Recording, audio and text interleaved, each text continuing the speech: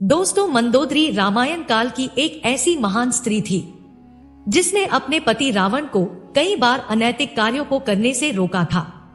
रामायण काल के अनुसार रावण की पत्नी मंदोदरी एक बहुत ज्ञानी स्त्री थी। वह राम और रावण के युद्ध का परिणाम पहले से ही जानती थी। इसी कारणवश वह राम और रावण के इस युद्ध के बिल्कुल खिलाफ थी। जब मंदोदरी को यह बात पता चली कि रावण ने माता सीता का अपहरण कर लिया है, तो उसने बहुत ही विनम्रता पूर्वक रावण से माता सीता को श्री राम को लौटा देने को कहा। लेकिन घमंड में चुर रावण ने अपनी पत्नी मंदोदरी की एक भी नहीं सुनी। फिर श्री राम और रावण का भयानक युद्ध हुआ और इस युद्ध में रावण का सर्वनाश हो गया। दोस्तों, क्या आप जानते हैं कि रावण की मृत्यु हो जाने के बाद उसकी पत्नी मंदोदरी का क्या हुआ? क्या सच में रावण के मरने के बाद मंदोदरी ने विभीषण से दूसरी शादी कर ली थी? इस वीडियो के माध्यम से हम आपको बहुत बड़ी जानकारी देने वाले हैं, तो इस वीडियो को आप अंत तक जरूर देखिएगा।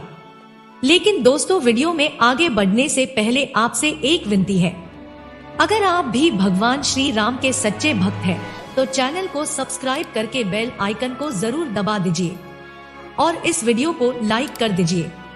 दोस्तों, पुराणों की एक कथा के मुताबिक मधुरा नाम की एक अप्सरा कैलाश पर्वत पर भगवान शिव की तलाश में पहुंची। शिव को तलाशते हुए जब वो भगवान शिव के पास पहुंची, तो उसने वहां पार्वती को न देखकर शिव को रिझाने का प्रयास शुरू कर दिया।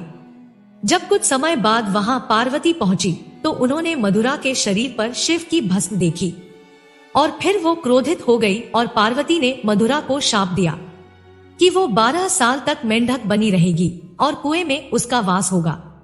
मधुरा को अपनी गलती की कीमत चुकानी पड़ी और उसका असह्य कष्ट का जीवन शुरू हो गया।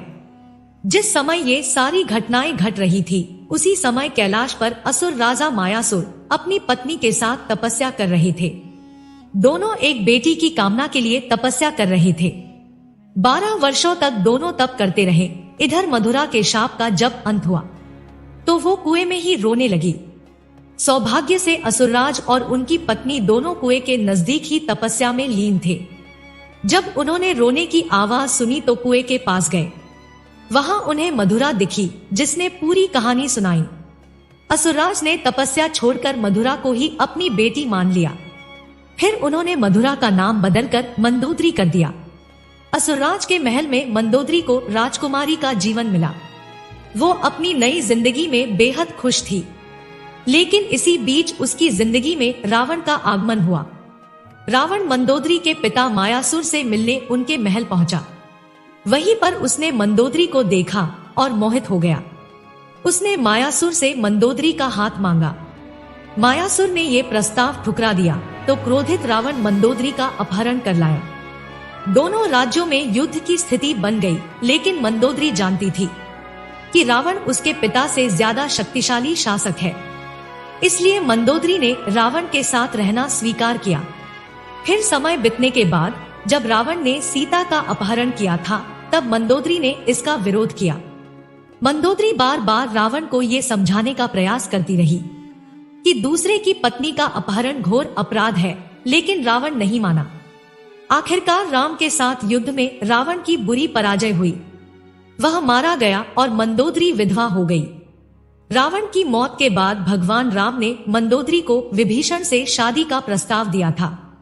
उन्होंने समझाया कि विभीषण के साथ मंदोदरी की जिंदगी बेहतर रहेगी, लेकिन मंदोदरी ने इस प्रस्ताव को अस्वीकार कर दिया। कहा जाता है कि इसके बाद एक बार भगवान राम सीता और हनुमान के साथ मंदोदरी को समझाने गए।